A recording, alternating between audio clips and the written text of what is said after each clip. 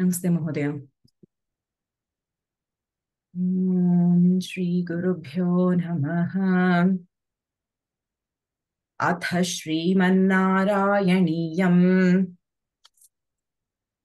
एकोनपञ्चाशत्तमं दशकम् वृन्दावनगमनवर्णनम्। भवत्प्रभावा विदुराहि गोपाः तरुप्रपातादिकमत्र गोष्ठे अहेतुमुत्पातगणौ विशङ्क्य प्रयातुमन्यत्र मनोवितेनुः। तत्रोपनन्दाभिधगोपवर्यः जगौ भवत्प्रेरणयैव नूनम् इतः प्रतीच्या विपिनं मनोज्ञम् वृन्दावनं नाम विराजतीति। बृहद्वनं तत्खलु नन्दमुख्याः विधाय गोष्ठीनमथ क्षणेन त्वदन्वितत्वज्जननी निविष्टगरिष्ठयानानुगता विचेलुः। अनो मनोज्ञध्वनिधेनुपालीखुरप्रणादान्तरतो वधूभिः भवद्विनोदालपिताक्षराणि प्रपीयनाज्ञायतमार्गदैर्घ्यम्। निरीक्ष्य वृन्दावनमीश नन्दत्प्रसूनकुन्दप्रमुखद्रुमौघम् अमोदथाशाद्वलसान्द्रलक्ष्म्या हरिन्मणिकुट्टिमपुष्टशोभम्। नवाकनिर्व्यूढनिवासभेदेष्वशेषगोपेषु सुखासितेषु वनश्रियङ्गोपकिशोरपाली विमिश्रितः पर्यगलोकथास्त्वम्। अरालमार्गागतनिर्मलापां मरालकूजाकृतनर्मलापां निरन्तरस्मेरसरोजवक्त्रां कलिन्दकन्यां समलोकयस्त्वम्। मयूरके मयूरकेकाशतलोभनीयं मयूखमालाशबलं मणीनां विरिञ्च लोकस्पृशमुच्चशृङ्गैः गिरिञ्च गोवर्धनमैक्षथास्त्वम्। समन्ततो गोपकुमारकैस्त्वं समन्ततो यत्र वनान्तमागाः ततस्ततस्ताङ्कुटिलामपश्यः कलिन्दजां रागवतीमिवैकाम्। तथा विधेऽस्मिन् विपिने पशव्ये समुत्सुको वत्सगणप्रचारे चरन् स रामोऽथ कुमारकैस्त्वं समीरगेहाधिप पाहि रोगात्। इति श्रीमन्नारायणीये वृन्दावनगमनवर्णनं नाम एकोनपञ्चाशत्तमं दशकं समाप्तम्। नारायणाखिलगुरो भगवन्नमस्ते। नारायणाखिलगुरो भगवन्नमस्ते।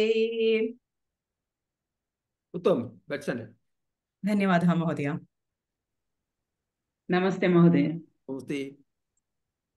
अथ श्रीमन्नारायणीयम् एकोनपञ्चाशत्तमं दशकं वृन्दावनगमनवर्णनम्।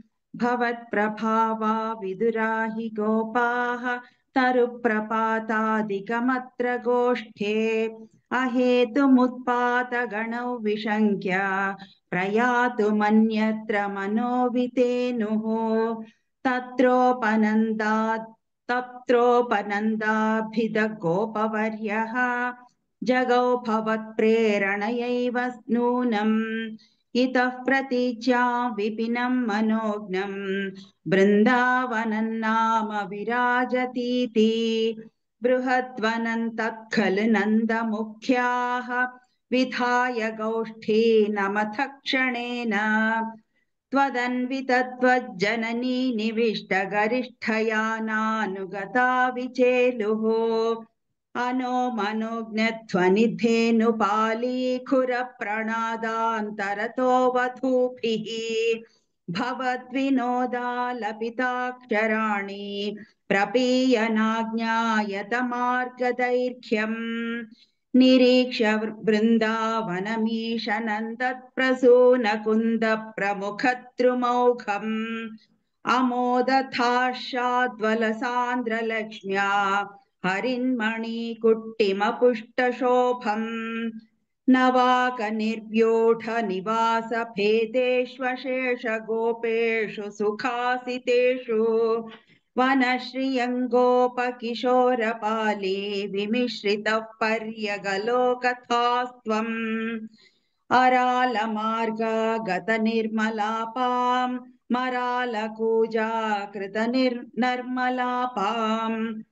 निरन्तरस्मेरसरोजवक्त्राम् कलिन्दकन्याम् समलोकयस्त्वम् मयूरकेकाशतलोभनीयम् मयूखमाला शबलम् मणीनाम् विरिञ्च लोकस्पृशमुच्च शृङ्गैः गिरिञ्च गोवर्धनमैक्षथास्त्वम् समन्ततो गोपकुमारकैस्त्वम् समन्ततो यत्र वनान्तमागाः ततस्ततस्ताङ्कुटिलामपश्यः कलिन्दजाम् रागवतीमिवैकाम्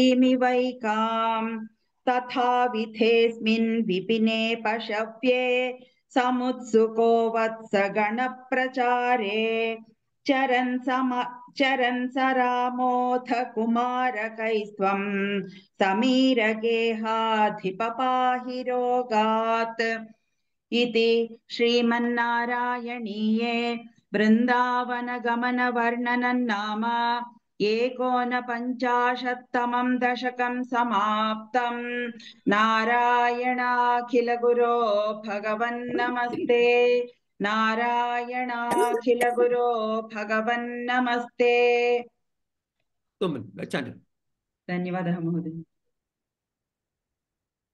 नमस्ते महोदय। अस्ते महोदय। अथ श्री गुरुभ्यो नमः।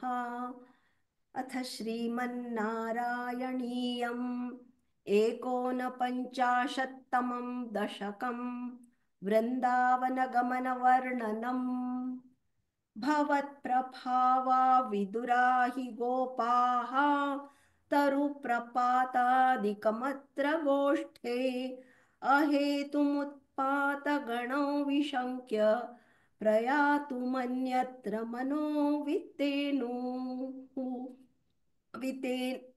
वितेनुः तत्रोपनन्दाभिधगोपवर्यः जगौ भवत्प्रेरणयैव नूनम् इतः प्रतीच्यां विपिनं मनोज्ञं वृन्दावनं नाम विराजतीति।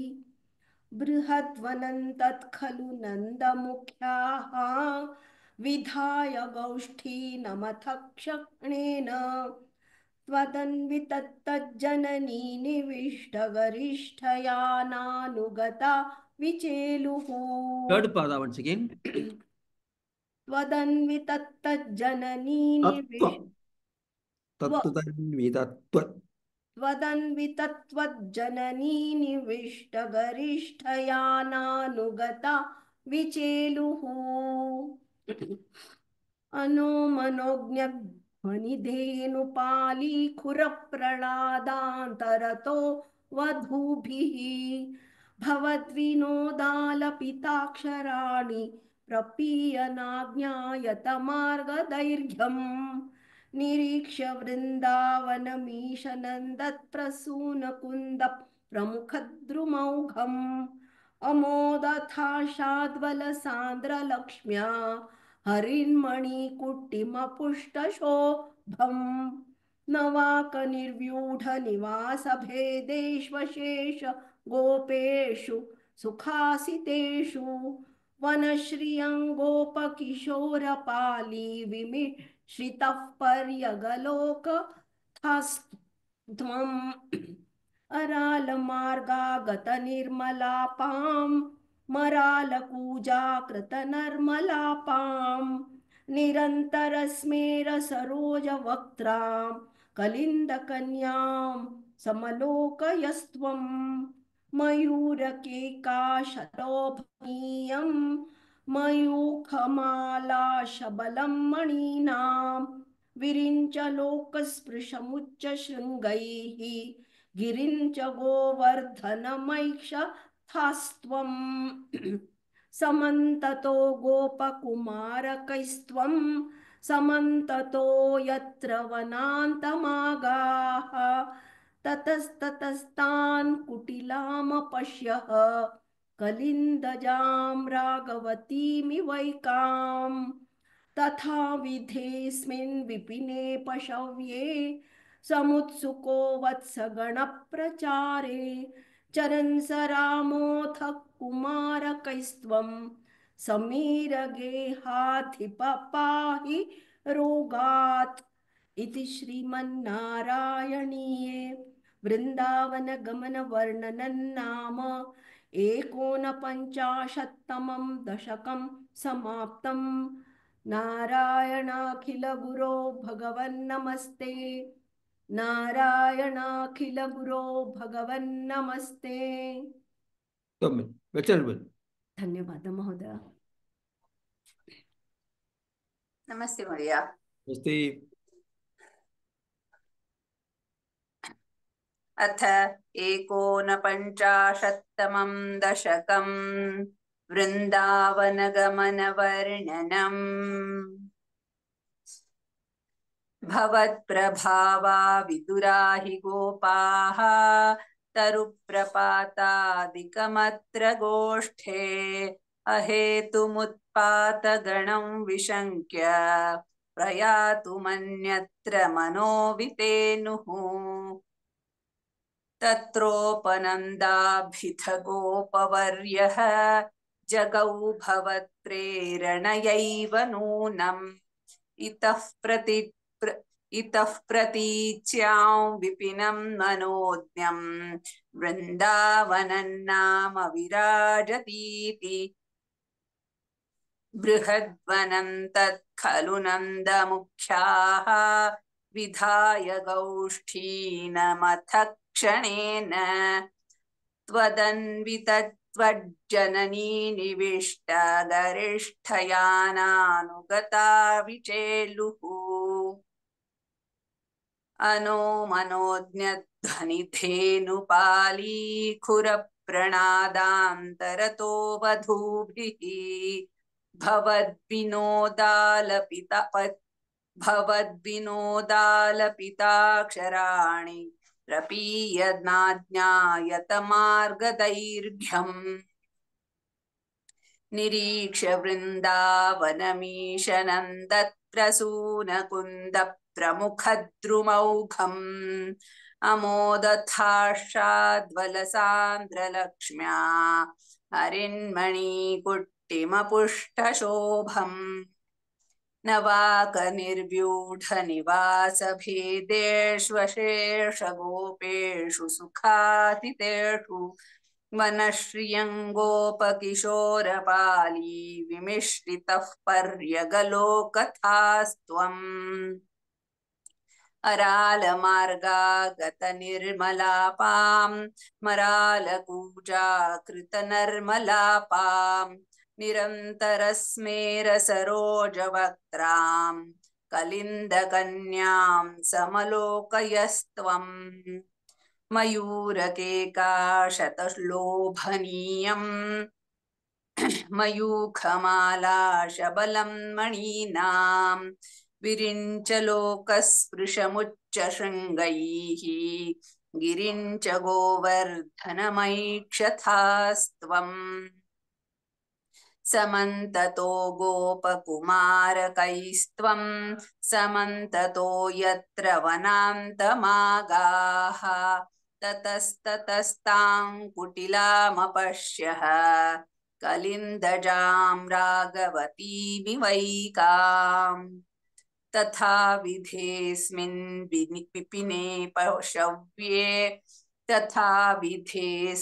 विपिने पशव्ये समुत्सुको वत्सगणप्रचारे चरन् स रामोऽथ कुमारकैस्त्वं समीरगेहाधिपपाहि रोगात् इति श्रीमन्नारायणीये वृन्दावनगमनवर्णनं नाम 59तमं दशकं समाप्तम्। नारायणाखिलगुरो भगवन्नमस्ते। नारायणाखिलगुरो भगवन्नमस्ते। उत्तम। धन्यवादः। नमस्ते महोदय। नमस्ते नमस्ते महोदय। ॐ श्री गुरुभ्यो नमः। हरि ओम्। अथ श्रीमन्नारायणीयम् 59तमं दशकं वृन्दावनगमनवर्णनम्। भवत्प्रभावा विदुराहि गोपाः तरुप्रपातादिकमत्र गोष्ठे अहेतुमुत्पातगणौ विशङ्क्य प्रयातुमन्यत्र मनोवितेनुः। तत्रोपनन्दाभिधगोपवर्यः जगौ भवत्प्रेरणयैव नूनम् इतः प्रतीच्याौ विपिनं मनोज्ञं वृन्दावनं नाम विराजतीति। बृहद्वनं तत्खलु नन्दमुख्याः विधाय गौष्ठीनमथ क्षणेन त्वदन्वितत्वज्जननी निविष्टगरिष्ठयानानुगता विचेलुः। अनोमनोज्ञध्वनिधेनुपालीखुरप्रणादान्त रतो वधूभिः। अनोमनोज्ञध्वनिधेनुपालीखुरप्रणादान्तरतो वधूभिः। भवद्विनोदालपिताक्षराणि प्रपीयनाज्ञायत मार्गदैर्घ्यम्। निरीक्ष्य वृन्दावनमीशनन्दत्प्रसूनकुन्दप्रमुखद्रुमौघम् अमोदथाशाद्वलसान्द्रलक्ष्म्या हरिन्मणीकुट्टिमपुष्टशोभम्। नवाकनिर्व्यूढनिवासभेदेष्वशेषगोपेषु सुखासितेषु वनश्रियङ्गोपकिशोरपाली विमिश्रितः पर्यगलोकथास्त्वम्। अरालमार्गागतनिर्मलापां मरालकूजाकृतनर्मलापां निरन्तरस्मेरसरोजवक्त्रां कलिन्दकन्यां समलोकयस्त्वम्। मयूरकेकाशतलोभनीयं मयूखमालाशबलं मणीनां विरिञ्चलोकस्पृशमुच्चशृङ्गैः गिरिञ्च गोवर्धनमैक्षथास्त्वम्। समन्ततो गोपकुमारकैस्त्वं समन्ततो यत्र वनान्तमागाः ततस्ततस्तां कुटिलामपश्यः कलिन्दजां राघवतीमिवैकाम्।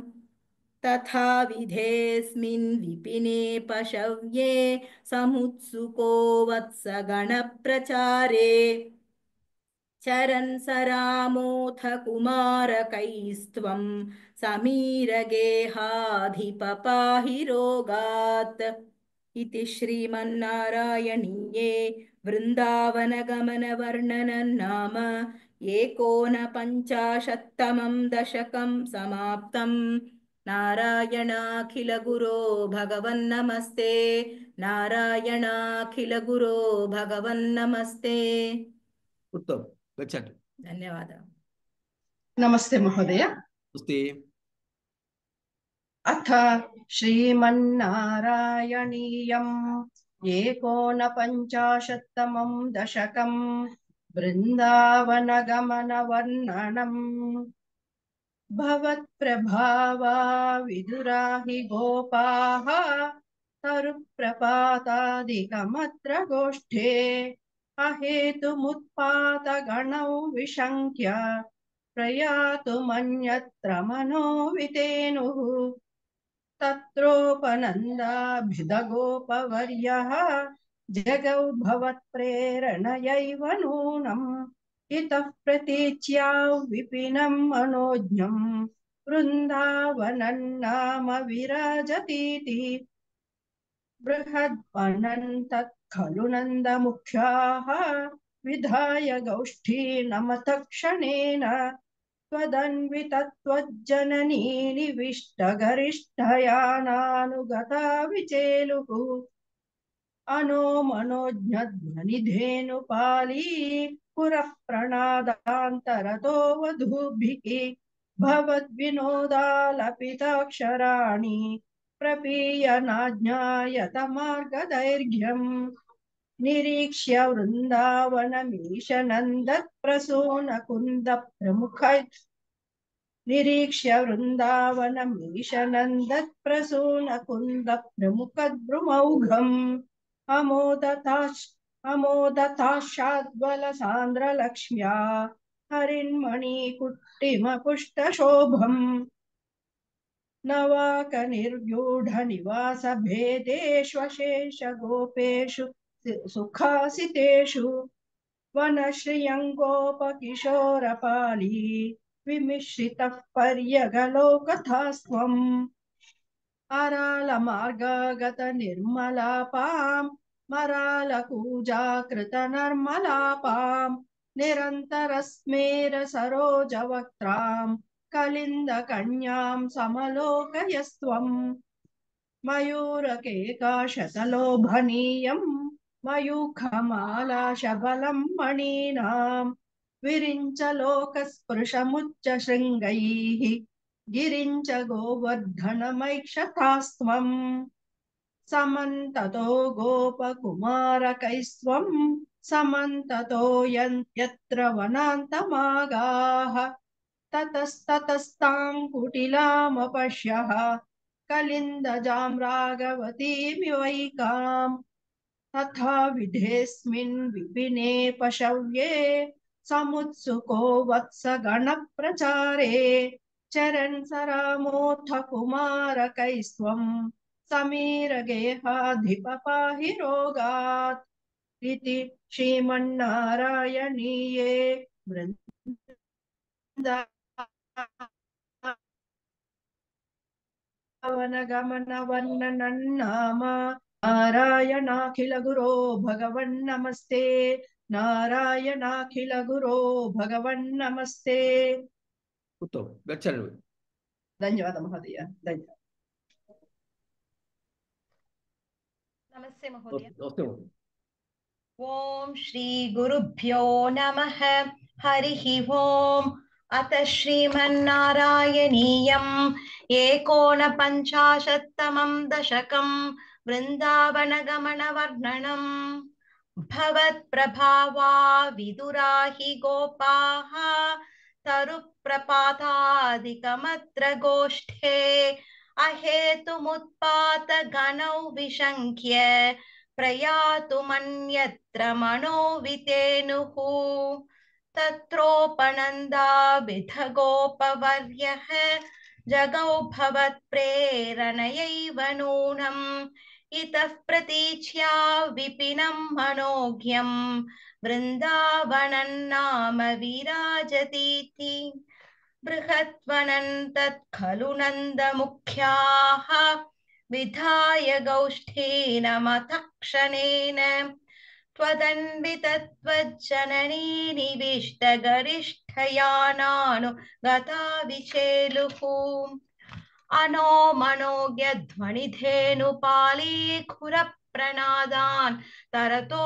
वधूभिः भवद्विनोदालपिताक्षराणि प्रपीयनाज्ञायतमार्गदैर्घ्यम् निरीक्ष्य वृन्दावनमीशनन्दत्प्रसूनकुन्दप्रमुखद्रुमौघम् अमोदत्थाशाद्बलसान्द्रलक्ष्म्या हरिन्मणिकुट्टिमपुष्टशोभम् नवाकनिर्व्यूढनिवासभेदेष्वशेषगोपेषु सुखासितेषु मनश्रियङ्गोपकिशोरपाली विमिश्रितः पर्यग लोकथास्त्वम् अरालमार्गागतनिर्मलापां मरालकूजाकृतनर्मलापां निरन्तरस्मेरसरोजवक्त्रां कलिन्दकन्यां समलोकयस्त्वम्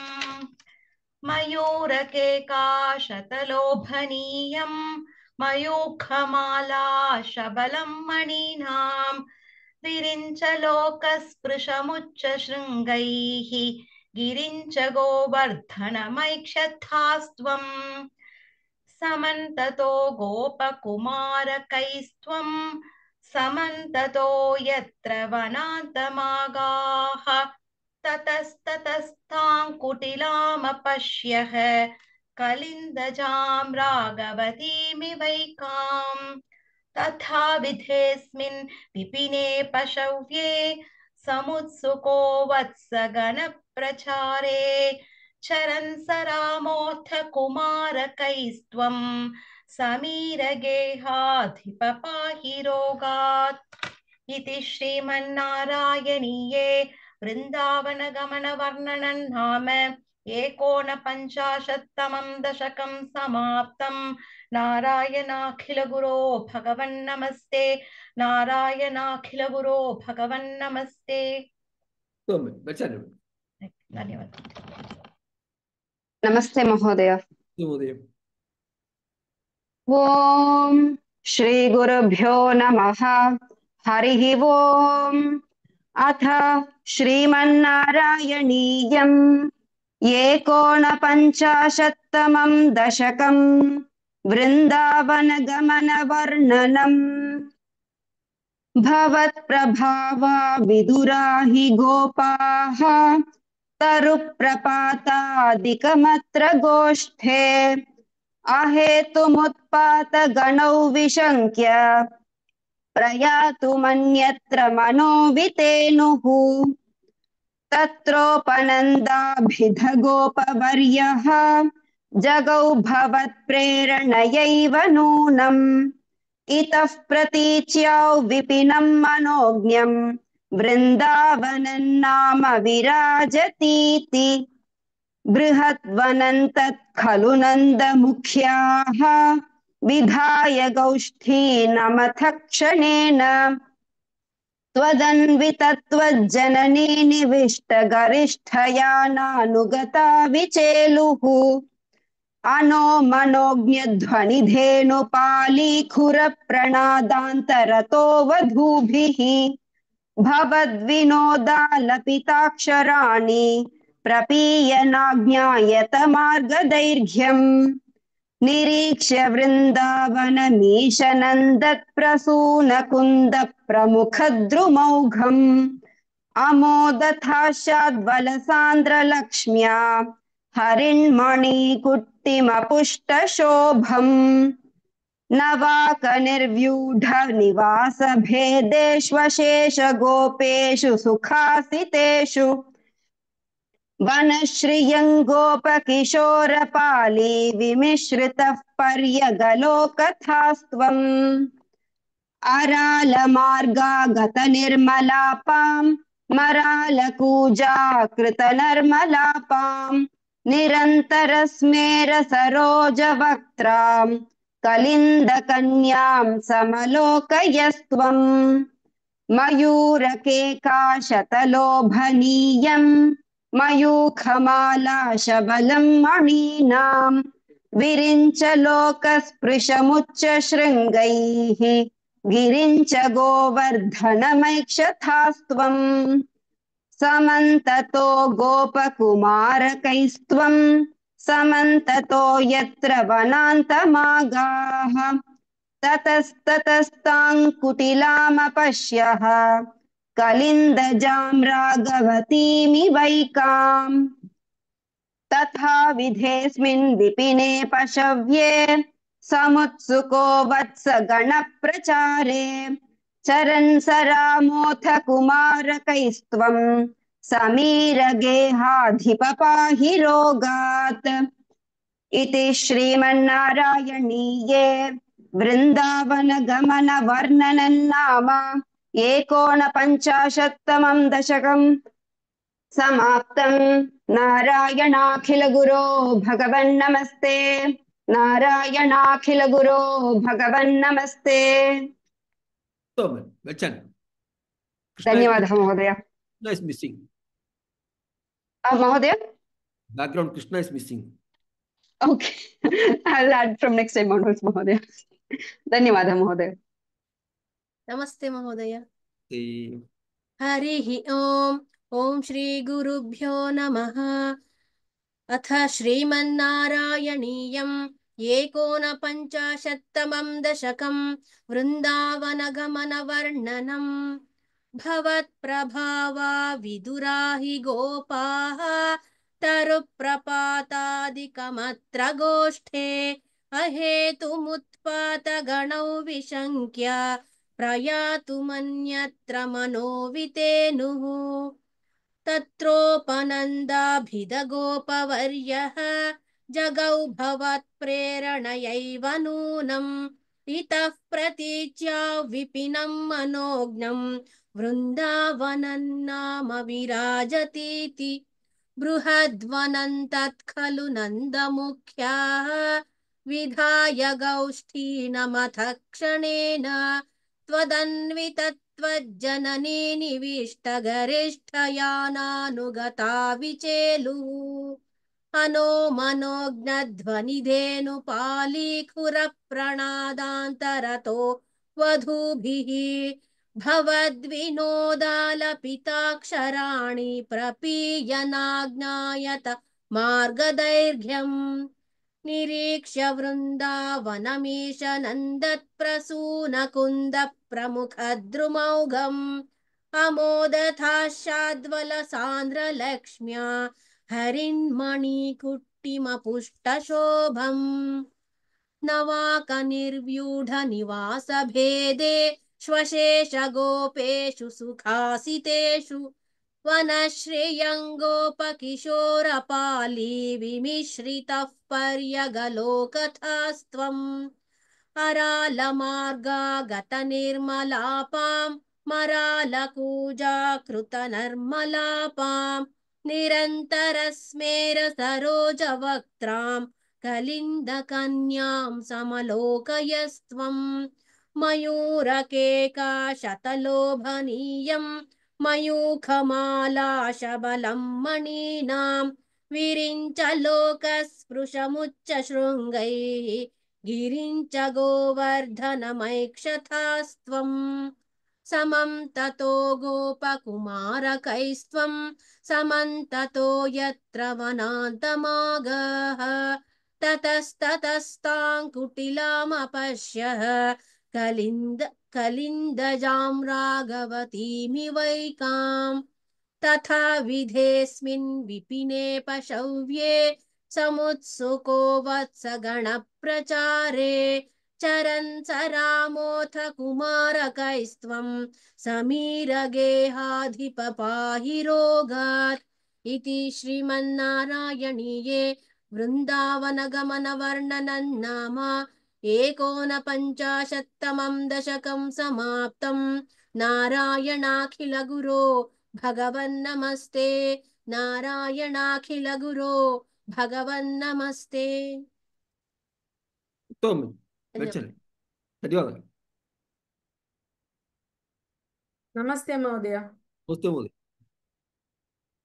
ॐ श्री गुरुभ्यो नमः।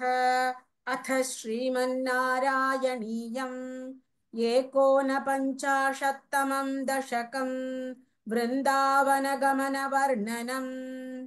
भवत्प्रभावा विदुरा हि गोपाः तरुप्रपातादिकमत्र गोष्ठे अहेतुमुत्पातगणौ विशङ्क्य प्रयातुमन्यत्र मनोवितेनुः। तत्रोपनन्दाभिधगोपवर्यः जगौ भवत्प्रेरणयैव नूनम् इतः प्रतीच्या विपिनं मनोज्ञं वृन्दावनं नाम विराजतीति। बृहद्वनन्तत् खलु नन्दमुख्याः विधाय गौष्ठीनमथ क्षणेन त्वदन्वितद्वज्जननी निविष्टगरिष्ठयानानुगता विचेलुः अनोमनोज्ञध्वनिधेनुपालीखुरप्रणादान्तरतो वधूभिः भवद्विनोदालपिताक्षराणि प्रपीयनाज्ञायतमार्गदैर्घ्यम् निरीक्ष्य वृन्दावनमीश नन्दत्प्रसूनकुन्दप्रमुखद्रुमौघम् अमोदथार्षाद्वलसान्द्रलक्ष्म्या हरिन्मणिकुट्टिमपुष्टशोभम् नवाकनिर्व्यूढनिवासभेदेष्वशेषगोपेषु सुखासितेषु वनश्रियङ्गोपकिशोरपाली विमिश्रितः पर्यगलोकथास्त्वम् अरालमार्गागतनिर्मलापाम् मरालकूजाकृतनर्मलापाम् निरन्तरस्मेरसरोजवक्त्राम् कलिन्दकन्यां समलोकयस्त्वम् मयूरकेकाशतलोभनीयम् मयूखमाला शबलं मणीनाम् विरिञ्च लोकस्पृशमुच्च शृङ्गैः गिरिञ्च गोवर्धनमैक्षथास्त्वम् समन्ततो गोपकुमारकैस्त्वम् समन्ततो यत्र वनान्तमागाः ततस्ततस्ताङ्कुटिलामपश्यः कलिन्दजां राघवतीमिवैकाम् तथा विधेऽस्मिन् विपिने पशव्ये समुत्सुको वत्सगणप्रचारे चरन् स रामोऽथ कुमारकैस्त्वम् समीरगेहाधिपपाहि रोगात् इति श्रीमन्नारायणीये वृन्दावनगमनवर्णनं नाम एकोनपञ्चाशत्तमं दशकं समाप्तम् नारायणाखिलगुरो भगवन्नमस्ते नारायणाखिलगुरो भगवन्नमस्ते उत्तम बच्चन थैंक यू सर धन्यवाद सर नमस्ते महोदय। ओम श्री गुरुभ्यो नमः। अथ श्रीमन्नारायणीयम् एकोनपञ्चाशत्तमं दशकम् वृन्दावनगमनवर्णनम् भवत्प्रभावा विदुरादि गोपाः तरुप्रपादादिकमत्र गोष्ठे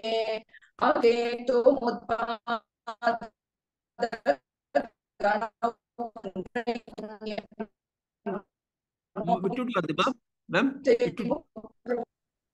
நெட் விட்டுட்டு வருது குரல் கேட்கல சரியா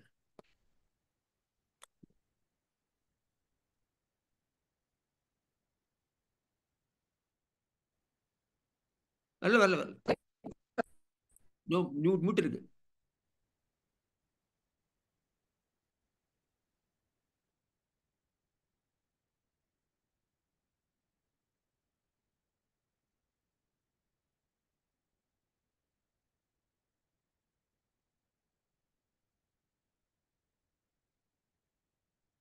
मैम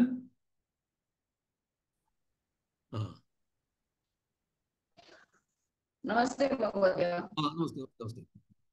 अथ श्रीमन्नारायणीयम् एकोनपञ्चाशत्तमं दशकम् वृन्दावनगमनवर्णनम् भवत्प्रभावा विदुरागि गोपाः तरुप्रपादादिकमत्र गोष्ठे अगेतुमुत्पादगणौ विशङ्क्य प्रयातुमन्यत्र मनोवितेनुः तत्रोपनन्दाभिध कोपवर्यः जगौ भवत्प्रेरणयैव नूनम् इतः प्रतीच्या विपिनं मनोज्ञं वृन्दावनं नाम विराजतीति बृहत्वनन्तत् खलु नन्दमुख्याः विधाय गौष्ठीनमतक्षणेन त्वदन्वितत्वज्जननी निविष्टगरिष्ठयानानुगता विचेलुः अनोमनोज्ञध्वनिधेनुपालीकुरप्रणादान्तरतो वधूभिः अनोमनोज्ञध्वनिधेनुपालीकुरप्रणादान्तरतो वधूभिः भवद्विनोदालपिताक्षराणि प्रपीयनाज्ञायत मार्गदैर्घ्यम् निरीक्ष्य वृन्दावनमीशनन्दत्प्रसूनकुन्दप्रमुखद्रुमौघम् अमोदताशाद्वलसान्द्रलक्ष्म्या हरिन्मणिकुट्टिमपुष्टशोभम् नवाकनिर्व्यूढनिवासभेदेष्वसे वशेष गोपेषु सुखासितेषु नवाकनिर्व्यूढनिवासभेदेष्वशेष गोपेषु सुखासितेषु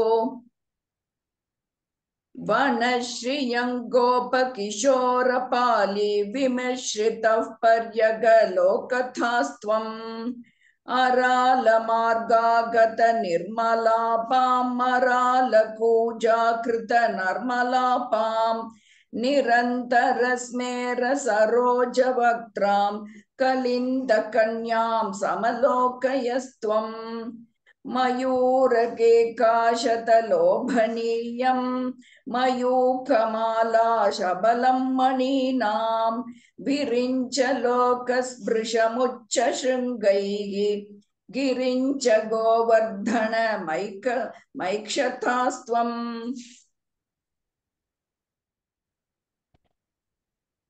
ma'am.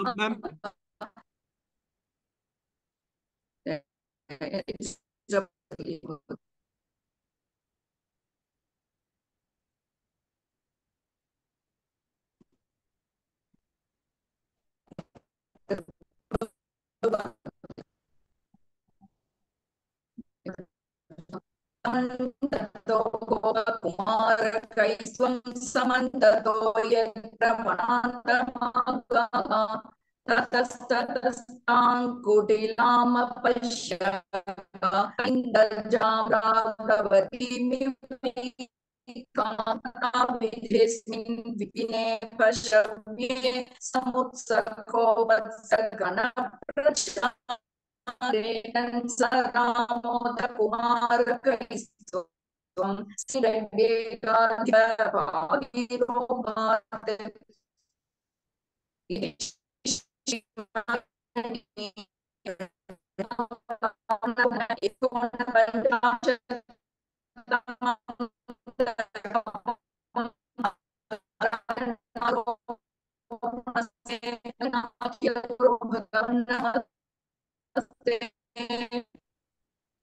Disturbance, ma'am. Disturbance. Net problem. Sorry.